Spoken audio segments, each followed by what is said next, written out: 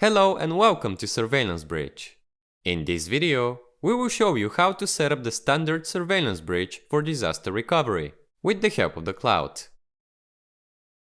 We have a demo environment with a video management system currently running and cameras data being recorded to a specific folder. Surveillance Bridge works with a variety of different VMSs. You can check the current list on our webpage.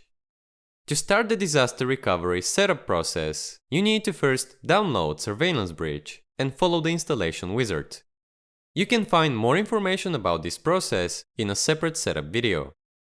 Installing Surveillance Bridge does not interfere with your ongoing recordings. Once it is installed, you will see the Surveillance Bridge icon on your desktop, and you can start it from there. A first important step is to set your source and target properly. The Surveillance Bridge source will be the location of your VMS recordings. Click the Add Source button to specify that location. Once the source folder or drive is selected, you will be presented with the options for selecting a target. It can be both a public cloud provider or an on-premises storage. For our demo, we will proceed with the cloud provider. Enter the respective details.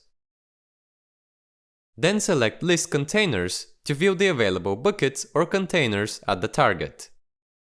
The necessary keys for the cloud can be found in the cloud portal of your provider. Select the container you would like to use and click Apply. When you are setting this up, you would want to select an empty container because there will be no data on the target for you to download, and these options would not make a difference. In case of a disaster, when you are going through these steps again, you would need to select how you want to perform the disaster recovery, in light or full mode. Light will be faster and is recommended for most scenarios.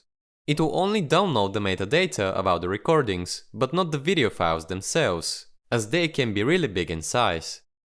Full disaster recovery will download everything and will respectively be a much slower process.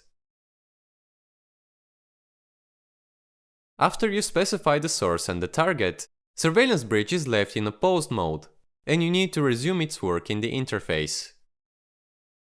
Once these initial configuration steps are performed, you can start the replication process with a simple slider in the Disaster Recovery Policy section of Surveillance Bridge. Doing so will duplicate the locally available recordings to the cloud. After enabling the disaster recovery, should a disaster happens, you can easily set the name configuration on the same or on a different VMS server, and this way recover the copies of the previous recordings from the cloud. This concludes our video, showing you how to set up disaster recovery with Surveillance Bridge and the cloud. Thank you for viewing.